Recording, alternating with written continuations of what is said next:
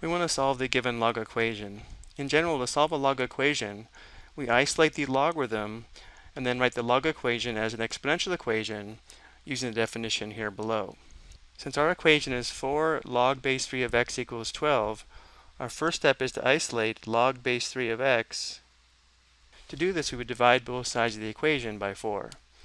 So again, if we have 4 log base 3 of x equals 12, we would divide both sides by 4, which would give us log base 3 of x equals 3, which is what we enter here when it says isolate the logarithmic part of the equation. So we'd enter log base 3 of x equals 3. There are two ways to enter this in the computer. We could enter from the keyboard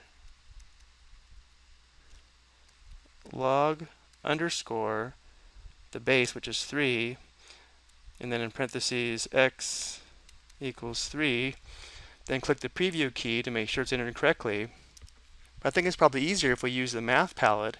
If we click in the answer cell, a small yellow arrow appears here. If we click on the yellow arrow, this math palette appears. If we click on the functions tab, we can click on this logarithm here and then change the base to 3, enter the equation, and click save. But it is important to always use the preview button to make sure it's entered correctly.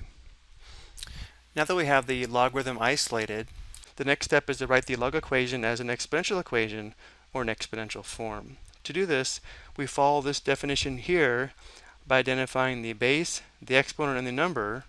Or if it's helpful, we can start with the base and work our way around the equal sign to form the exponential equation, meaning 3 raised to the third power must equal x. So 3 to the third power equals x. We normally switch the order here and write x equals 3 to the third.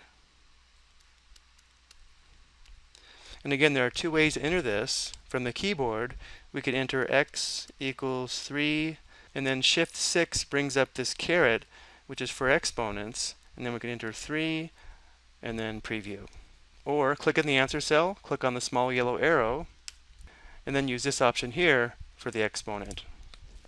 And now for the last part, they want the exact answer, so we need to evaluate 3 to the third. Well, 3 to the third is equal to 3 times 3 times 3, or 27. So our final solution is x equals 27.